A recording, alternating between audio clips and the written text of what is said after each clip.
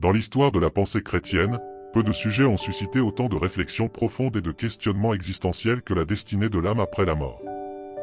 Le paradis et le purgatoire, ces concepts fondamentaux de la théologie chrétienne, continuent de fasciner et d'interpeller les esprits, transcendant les époques et les cultures. Aujourd'hui, nous entreprenons un voyage intellectuel et spirituel au cœur de ces mystères sacrés.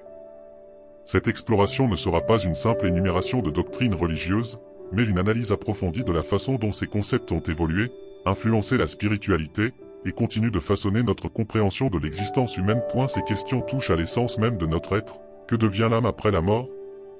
Comment comprendre cette période de purification dont parlent certaines traditions? Comment ces croyances influencent-elles notre vie présente?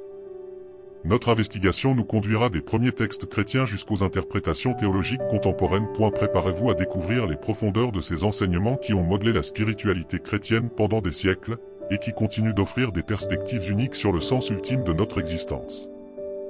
L'exploration des origines des concepts chrétiens de l'au-delà nous plonge dans un riche héritage de pensées théologiques et philosophiques qui s'étend sur plusieurs millénaires. Cette première partie de notre analyse nous conduira à travers les fondements historiques et conceptuels qui ont façonné notre compréhension du paradis et du purgatoire. Dans la tradition judéo-chrétienne primitive, la conception de l'au-delà était remarquablement différente des élaborations théologiques ultérieures. Le Sheol, mentionné dans les textes anciens, représentait un lieu d'ombre où tous les morts, justes et injustes, demeuraient dans un état d'existence diminué. Cette conception initiale était loin des descriptions détaillées du paradis et du purgatoire qui émergeraient plus tard. L'influence de la culture hellénistique sur le développement de ces concepts ne peut être sous-estimée. La rencontre entre la pensée hébraïque et la philosophie grecque a produit une synthèse unique qui a profondément marqué la théologie chrétienne.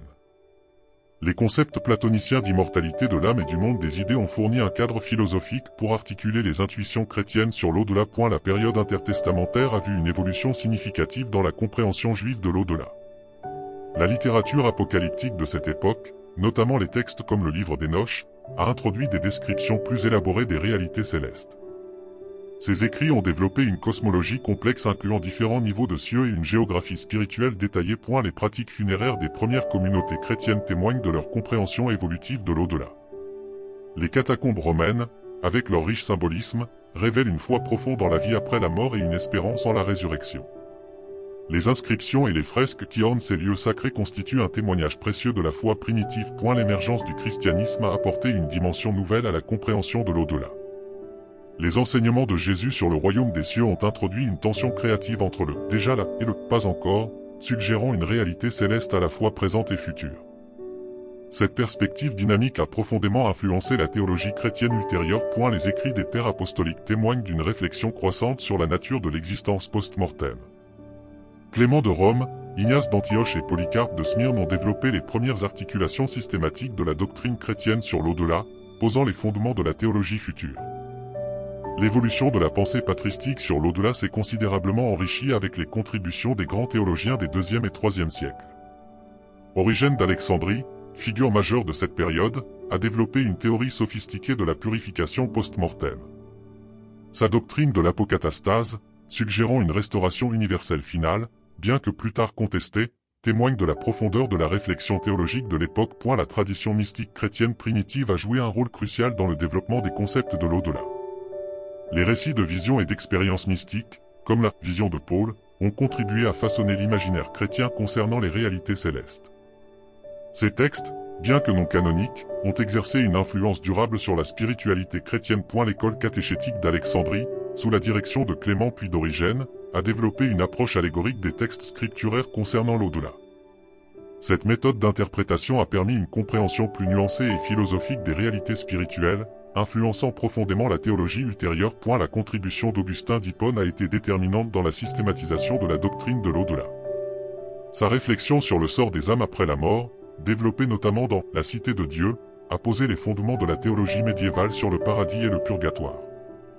Sa conception du temps et de l'éternité a offert un cadre conceptuel pour penser l'existence post-mortem. Les liturgies funéraires primitives révèlent une évolution significative dans la compréhension de l'au-delà. Les prières pour les défunts, les célébrations eucharistiques commémoratives et les rites funéraires témoignent d'une croyance croissante en l'efficacité de l'intercession pour les morts. L'influence des traditions monastiques orientales a enrichi la conception de l'au-delà. Les déserts d'Égypte et de Syrie sont devenus des laboratoires spirituels où les expériences mystiques et les réflexions théologiques sur la vie après la mort se sont développées et approfondies. La rencontre avec les philosophies néoplatoniciennes a permis une articulation plus sophistiquée des concepts de l'au-delà. Les œuvres du pseudo-Denis l'Aréopagite, imprégnées de néoplatonisme chrétien, ont fourni un cadre conceptuel pour penser la hiérarchie céleste et les différents niveaux de réalité spirituelle. La conception chrétienne du paradis représente l'une des constructions théologiques les plus élaborées et profondes de la tradition religieuse occidentale.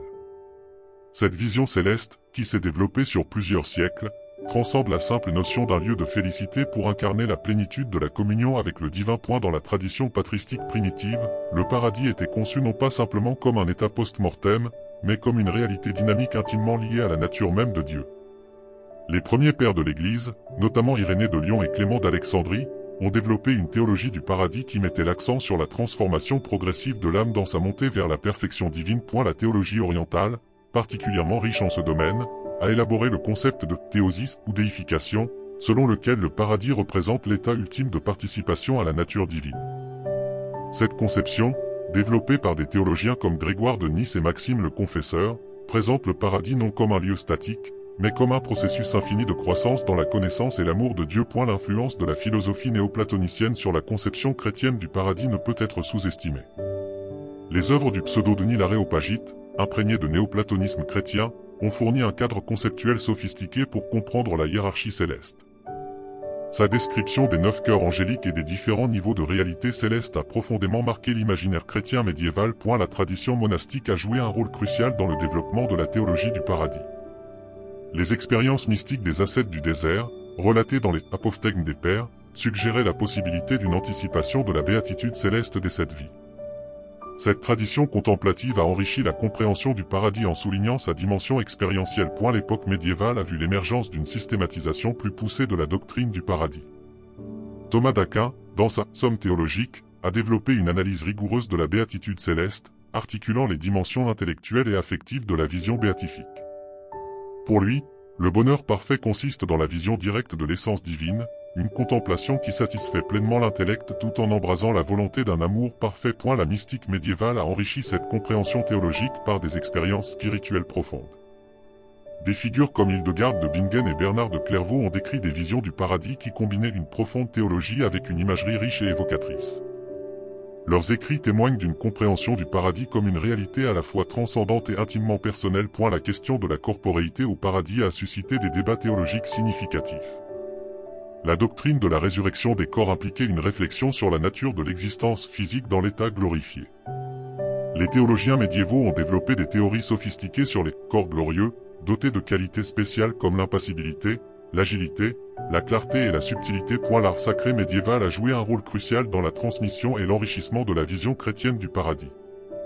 Les mosaïques byzantines, avec leurs fonds d'or symbolisant la lumière divine, les cathédrales gothiques pointant vers le ciel, et les enluminures des manuscrits ont créé un riche vocabulaire visuel pour exprimer les réalités célestes. La liturgie chrétienne, particulièrement dans sa dimension eschatologique, a contribué à maintenir vivante la tension entre la réalité présente et la plénitude promise du paradis.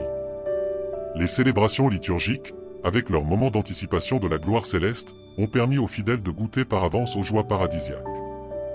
La Renaissance et la Réforme ont marqué un tournant significatif dans la compréhension théologique du paradis. Les réformateurs protestants, en réaction contre ce qu'ils percevaient comme des excès de la piété médiévale, ont cherché à revenir à une conception plus biblique du paradis. Martin Luther a particulièrement insisté sur la gratuité du salut et la certitude de la béatitude céleste pour ceux qui ont la foi. La théologie catholique post-tridentine a répondu en développant une vision plus nuancée et systématique du paradis. Le Concile de Trente a réaffirmé les doctrines traditionnelles tout en les clarifiant. Cette période a vu l'émergence d'une spiritualité qui combinait la rigueur théologique avec une profonde sensibilité mystique, comme en témoignent les écrits de Thérèse d'Avila et Jean de la Croix. L'époque moderne a apporté de nouveaux défis à la conception traditionnelle du paradis. Les Lumières, avec leur critique de la religion révélée, ont forcé les théologiens à repenser leur présentation des réalités célestes.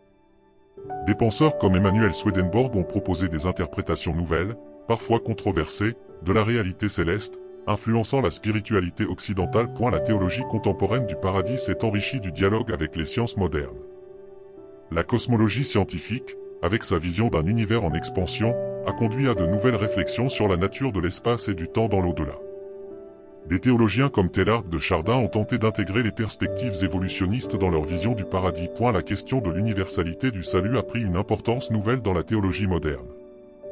Des théologiens comme Hans Urban Balthasar et Karl Rahner ont exploré la possibilité d'une espérance universelle, tout en maintenant la sérieuse responsabilité de la liberté humaine. Cette réflexion a enrichi la compréhension du paradis comme destinée potentielle de toute l'humanité. L'écologie et la crise environnementale ont conduit à une réévaluation de la relation entre le paradis et la création matérielle. La théologie écologique contemporaine souligne que le salut concerne non seulement les âmes individuelles mais l'ensemble du cosmos. Cette perspective s'enracine dans la vision paulinienne d'une création qui, gémit dans l'attente de la révélation des fils de Dieu. La dimension sociale du paradis a reçu une attention renouvelée. Les théologiens de la libération ont souligné que l'espérance du paradis ne doit pas détourner de l'engagement pour la justice sociale, mais au contraire l'inspirer. Cette perspective voit dans le paradis non une évasion du monde, mais un modèle pour sa transformation. Le dialogue interreligieux a enrichi la réflexion chrétienne sur le paradis. La rencontre avec d'autres traditions religieuses a permis une appréciation plus profonde des différentes manières de concevoir la destinée ultime de l'humanité, tout en maintenant la spécificité de la vision chrétienne. Les neurosciences et la recherche sur la conscience ont ouvert de nouvelles perspectives sur la nature de l'expérience paradisiaque. Les études sur les expériences de mort imminente, bien que devant être interprétées avec prudence, ont stimulé la réflexion théologique sur la nature de la conscience et de l'existence post-mortem. La culture numérique et la réalité virtuelle ont suscité de nouvelles questions sur la nature de la présence et de la communion dans l'au-delà. Ces développements technologiques offrent de nouvelles métaphores pour penser la réalité paradisiaque, tout en soulignant les limites de toute comparaison terrestre. L'émergence et le développement de la doctrine du purgatoire représentent l'un des phénomènes les plus fascinants de l'histoire de la théologie chrétienne. Cette conception d'un état intermédiaire de purification après la mort témoigne de la profonde réflexion de l'Église sur la nature de la sainteté et le processus de perfectionnement spirituel. Les racines de cette doctrine plongent dans les pratiques juives anciennes du second siècle avant notre ère. Les textes du deuxième livre des Maccabées attestent déjà de la pratique de la prière pour les défunts, suggérant une croyance en la possibilité d'une purification post-mortem. Cette tradition judaïque a constitué un terreau fertile pour le développement ultérieur de la doctrine chrétienne. Les premières communautés chrétiennes ont maintenu et développé cette pratique de la prière pour les morts. Les inscriptions funéraires dans les catacombes romaines témoignent de cette continuité, révélant une conviction profonde que les prières des vivants pouvaient bénéficier aux défunts. Cette pratique s'est progressivement structurée dans la liturgie primitive de l'Église. La période patristique a vu émerger les premières réflexions systématiques sur la purification après la mort. Clément d'Alexandrie, au IIe siècle, développe l'idée d'un feu purificateur, non comme châtiment mais comme moyen de perfectionnement spirituel. Cette conception pédagogique de la purification post-mortem marquera profondément la théologie orientale. Origène d'Alexandrie approfondit cette réflexion en élaborant une théorie sophistiquée de la purification progressive des âmes. Sa conception du feu purificateur comme instrument de la pédagogie divine, bien que plus tard contestée dans certains aspects, a enrichi durablement la réflexion théologique sur le sort des âmes après la mort. Tertullien, en Occident, développe une compréhension plus juridique de la purification post-mortem. Il introduit la notion de satisfaction pour les péchés non expiés durant la vie terrestre, posant ainsi les bases d'une conception plus légale qui caractérisera la théologie occidentale du purgatoire. Saint Augustin apporte une contribution décisive à la doctrine en développant l'idée d'un feu purificateur temporaire. Dans La Cité de Dieu, il élabore sur la nécessité d'une purification pour les âmes imparfaitement sanctifiées, tout en maintenant son caractère temporaire et sa finalité salvifique. La pratique monastique a joué un rôle crucial dans le développement de cette doctrine. Les monastères sont devenus des centres de prière pour les défunts, développant des liturgies spécifiques et des pratiques de commémoration qui ont contribué à structurer la compréhension du purgatoire. Les récits de visions et d'apparitions de défunts, particulièrement nombreux dans la littérature monastique, ont contribué à façonner l'imaginaire médiéval du purgatoire. Ces récits, tout en nécessitant un discernement théologique, témoignent de la vivacité de la croyance en la possibilité d'une aide aux âmes des défunts. La liturgie funéraire s'est progressivement enrichie de prières et de rites spécifiques liés à la croyance au purgatoire. Les messes pour les défunts, les offices de commémoration et les pratiques de suffrage se sont multipliés, créant un riche patrimoine liturgique qui perdure jusqu'à nos jours. La période médiévale marque l'apogée du développement doctrinal du purgatoire. Les théologiens scolastiques, particulièrement Thomas d'Aquin, ont élaboré une théologie systématique de cet état intermédiaire. La Somme théologique présente le purgatoire comme une nécessité logique découlant de la justice et de la miséricorde divine, établissant un équilibre subtil entre purification et satisfaction. L'émergence des universités médiévales a permis un approfondissement sans précédent de la doctrine. Les débats théologiques ont porté sur des questions précises, la nature du feu purificateur, la durée et l'intensité des peines, le rôle des suffrages des vivants. Ces discussions académiques ont contribué à raffiner la compréhension théologique du purgatoire. La littérature médiévale a joué un rôle crucial dans la diffusion et l'enrichissement de la doctrine. La Divine Comédie de Dante offre la représentation la plus élaborée et influente du purgatoire, le décrivant comme une montagne de 7 niveaux correspondant aux 7 péchés capitaux. Cette œuvre a profondément marqué l'imaginaire occidental. Les pratiques de dévotion liées au purgatoire se sont multipliées au Moyen Âge. Le développement des indulgences, initialement conçues comme remise des pénitences canoniques, s'est progressivement étendu aux âmes du purgatoire. Cette évolution, bien qu'ayant conduit à certains abus, témoigne de la profonde solidarité entre l'Église militante et l'Église souffrante. La tradition celtique a apporté une contribution unique avec le purgatoire de Saint Patrick, un lieu de pèlerinage en Irlande où les fidèles cherchaient à faire l'expérience des peines purificatrices durant leur vie terrestre. Cette tradition souligne la dimension pédagogique et transformative du purgatoire. La réforme protestante a marqué une rupture majeure dans la compréhension du purgatoire. Luther et les autres réformateurs ont rejeté cette doctrine, la considérant comme une innovation médiévale sans fondement scripturaire. Ce rejet a conduit à une polarisation des positions théologiques qui persiste encore aujourd'hui. Le Concile de Trente a réaffirmé la doctrine catholique du purgatoire tout en appelant à une purification des pratiques populaires. Les pères conciliaires ont insisté sur la nécessité d'éviter les spéculations excessives et les superstitions, tout en maintenant la réalité fondamentale de la purification post-mortem. L'époque moderne a vu émerger de nouvelles approches théologiques du purgatoire. Des théologiens comme Karl Rahner ont proposé une réinterprétation de la doctrine en termes plus personnalistes, voyant le purgatoire comme un processus de maturation et d'ouverture à l'amour divin plutôt que comme un lieu de châtiment. Le dialogue écuménique contemporain a permis une réévaluation de la doctrine. Certaines traditions orthodoxes, bien que n'utilisant pas le terme « purgatoire », partagent des conceptions similaires sur un état de purification après la mort. Ces convergences ouvrent des perspectives prometteuses pour le dialogue interconfessionnel. La théologie contemporaine s'efforce d'articuler la doctrine du purgatoire avec les questionnements modernes sur la temporalité, la conscience et la transformation personnelle. Les apports de la psychologie et des neurosciences enrichissent la réflexion sur la nature de la purification spirituelle.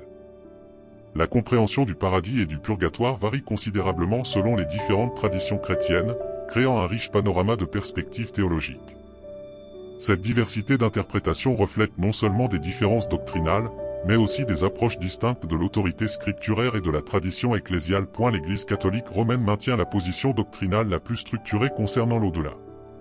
Sa théologie officielle, développée à travers les siècles et confirmée par plusieurs conciles écuméniques, présente une vision tripartite de l'au-delà, le paradis comme destination finale des justes, le purgatoire comme état intermédiaire de purification, et l'enfer comme séparation définitive de Dieu. Le catéchisme de l'Église catholique articule cette doctrine avec une précision remarquable.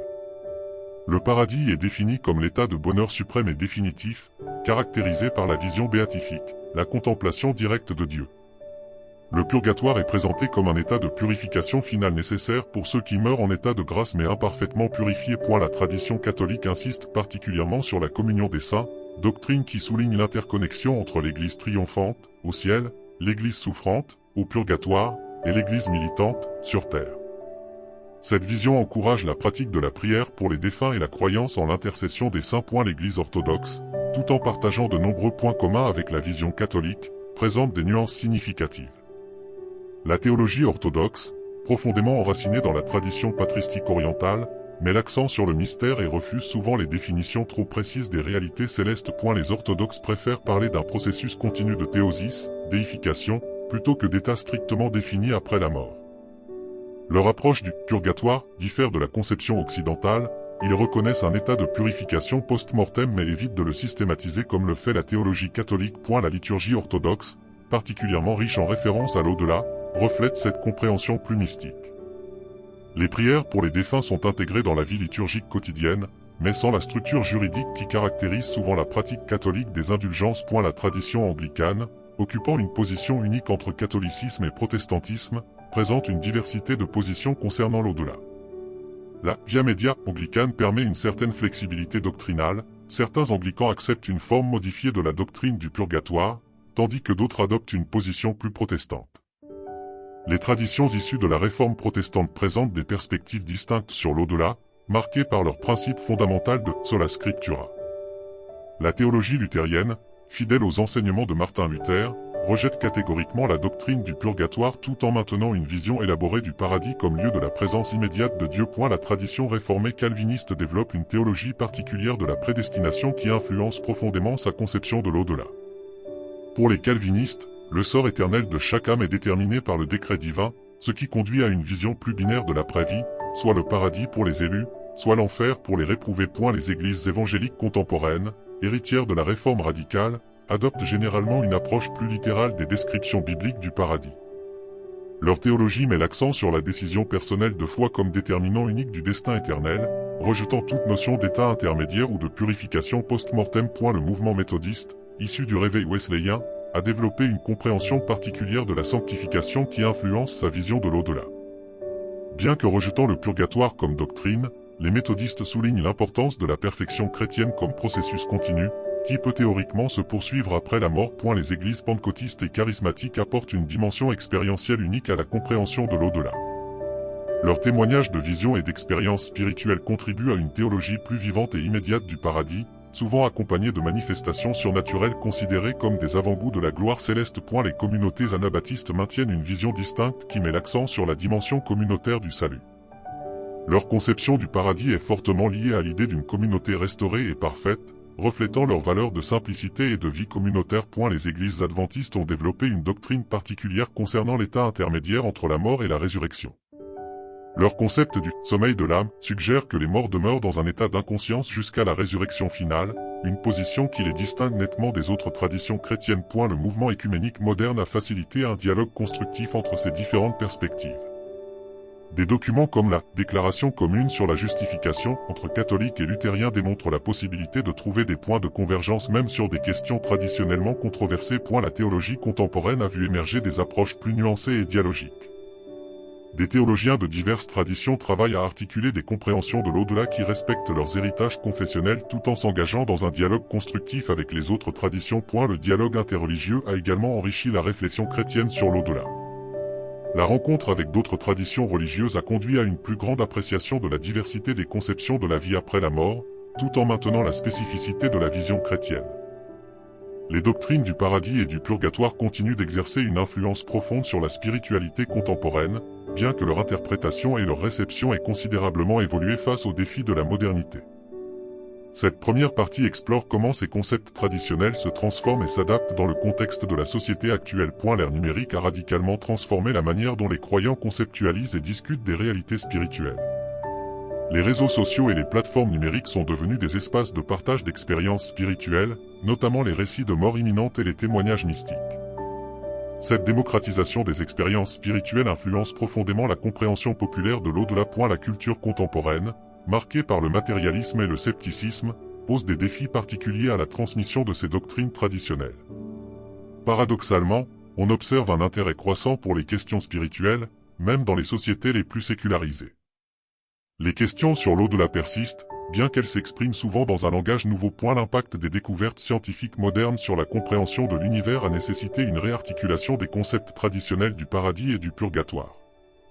La cosmologie contemporaine, avec sa vision d'un univers en expansion continue, pose la question de la localisation et de la nature des réalités spirituelles dans un cosmos dont nous découvrons l'immensité vertigineuse. Les avancées en neurosciences et en psychologie ont également influencé la compréhension moderne de ces doctrines. Les études sur la conscience, la mémoire et les états modifiés de conscience fournissent de nouveaux cadres conceptuels pour penser l'existence post-mortem. Ces découvertes scientifiques ne réfutent pas nécessairement les doctrines traditionnelles mais invitent à les repenser dans un langage contemporain. La crise écologique mondiale a conduit à une réévaluation de la relation entre les espérances célestes et la responsabilité environnementale. Une nouvelle théologie verte émerge, qui voit dans la promesse du paradis non pas une fuite du monde matériel, mais une inspiration pour la préservation et la restauration de la création. Le développement des technologies de réalité virtuelle et augmentée offre de nouvelles métaphores pour comprendre les réalités spirituelles.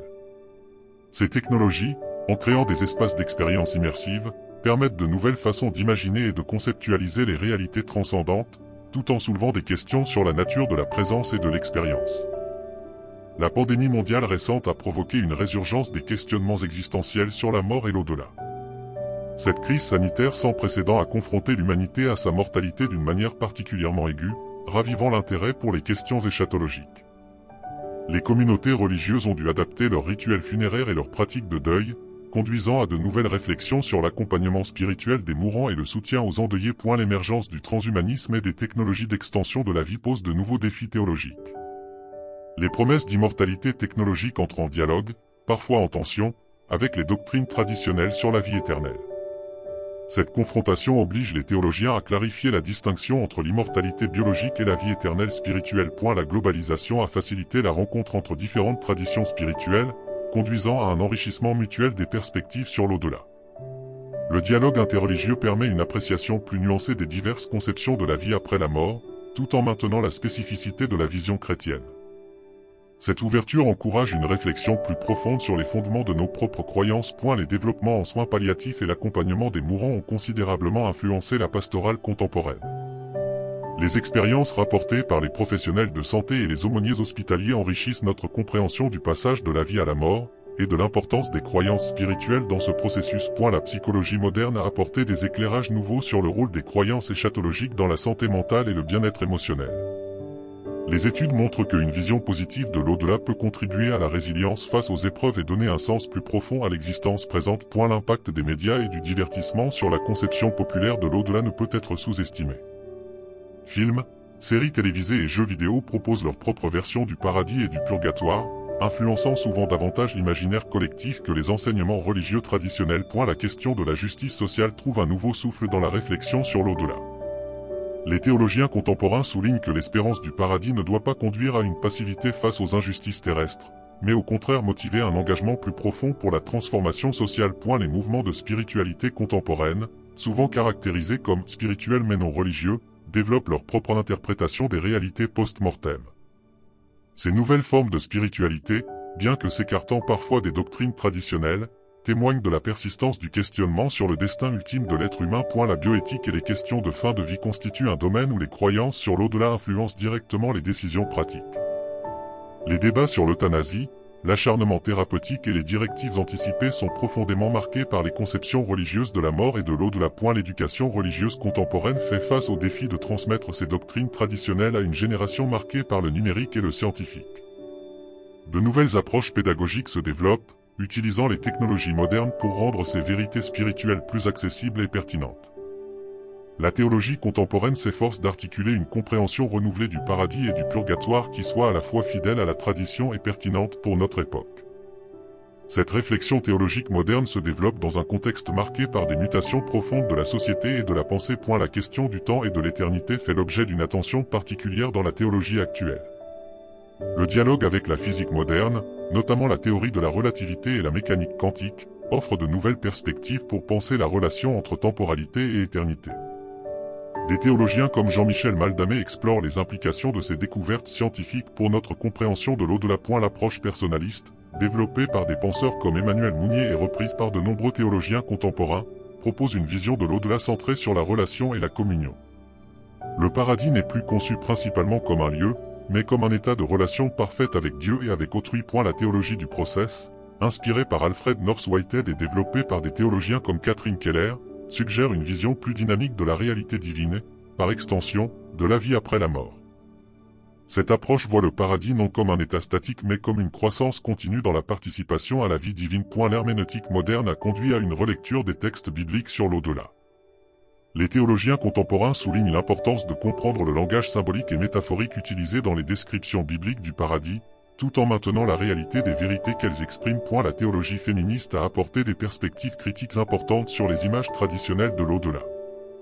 Des théologiennes comme Elizabeth Johnson proposent des réinterprétations qui mettent en question les représentations patriarcales et hiérarchiques du paradis, favorisant des images plus inclusives et relationnelles. L'écothéologie contemporaine développe une vision cosmique du salut qui inclut l'ensemble de la création. Des théologiens comme Jürgen Moltmann soulignent que l'espérance chrétienne concerne non seulement le destin des âmes individuelles mais la transformation de tout le cosmos. La théologie de l'espérance, développée initialement par Jürgen Moltmann et enrichie par ses successeurs, propose une vision du paradis qui influence activement notre engagement dans le présent.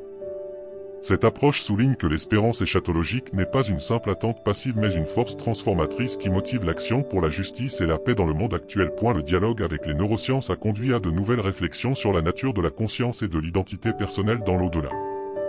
Des théologiens comme Nancey Murphy explorent comment maintenir la doctrine de la résurrection et de la vie éternelle dans un contexte où la conscience est comprise comme étroitement liée aux processus cérébraux. La théologie du corps, développée notamment par Jean-Paul II et approfondie par ses successeurs, influence la compréhension moderne de la résurrection corporelle. Cette approche souligne l'importance du corps dans l'identité humaine et sa transformation glorieuse dans l'état paradisiaque, dépassant le dualisme traditionnel entre âme et corps. L'approche narrative en théologie a enrichi la compréhension des récits éschatologiques. Des théologiens comme Hans Frey proposent de voir les descriptions du paradis non comme des reportages littéraux mais comme des récits qui façonnent l'identité chrétienne et orientent la vie des croyants. La théologie de la libération continue d'influencer la réflexion sur l'au-delà. Des théologiens comme Leonardo Boff insistent sur le lien entre l'espérance du paradis et la lutte pour la justice sociale, voyant dans la promesse divine d'un monde nouveau une motivation pour transformer les structures injustes du présent. Le dialogue écuménique a conduit à des convergences significatives dans la compréhension de l'au-delà. Le document « Baptême, Eucharistie, Ministère » et d'autres textes écuméniques montrent la possibilité d'une compréhension partagée des réalités éschatologiques, malgré les différences confessionnelles. La théologie comparative, en dialogue avec les traditions non chrétiennes, enrichit la réflexion sur l'au-delà. Des théologiens comme Francis X. Clooney explorent comment la rencontre avec d'autres visions religieuses peut approfondir et clarifier la compréhension chrétienne du paradis. L'émergence de la théologie numérique pose de nouvelles questions sur la nature de la présence et de la communauté dans l'au-delà. Les expériences de communauté virtuelle et de réalité augmentée offrent de nouvelles métaphores pour penser la communion des saints et la vie éternelle. La théologie publique contemporaine s'efforce d'articuler la pertinence sociale des doctrines éschatologiques. Des théologiens comme Max Stacus montrent comment les visions du paradis et du purgatoire peuvent contribuer au débat public sur la justice, l'environnement et le bien commun. La question de l'universalisme continue de susciter des débats théologiques importants. Des théologiens comme Hans Urban Balthazar et David Bentley Hart explorent la possibilité d'une espérance universelle de salut, tout en maintenant la gravité de la liberté humaine et la réalité du jugement divin. Au terme de cette exploration approfondie des concepts du paradis et du purgatoire dans la théologie chrétienne, nous constatons que ces doctrines, loin d'être de simples reliques du passé, continuent d'évoluer et de résonner profondément dans notre monde contemporain. Notre voyage à travers les différentes interprétations et perspectives nous a montré comment ces concepts fondamentaux s'adaptent et se renouvellent face aux défis de notre époque. Des premières conceptions patristiques aux réinterprétations théologiques modernes, ces doctrines démontrent une remarquable capacité à maintenir leur pertinence tout en s'enrichissant des nouvelles perspectives. Le dialogue entre la tradition et la modernité, entre la foi et la science, entre différentes confessions chrétiennes et diverses traditions religieuses, nous rappelle que ces vérités spirituelles transcendent les limites de notre compréhension humaine tout en nous invitant à une réflexion toujours plus profonde. Si ce contenu vous a éclairé sur ces questions fondamentales de la foi chrétienne, nous vous invitons à vous abonner à notre chaîne et à activer les notifications pour ne manquer aucune de nos futures explorations théologiques. Vos commentaires et réflexions enrichissent notre communauté, n'hésitez donc pas à les partager. Que ces réflexions sur les réalités ultimes nourrissent votre foi et inspirent votre cheminement spirituel. À très bientôt pour de nouvelles découvertes théologiques.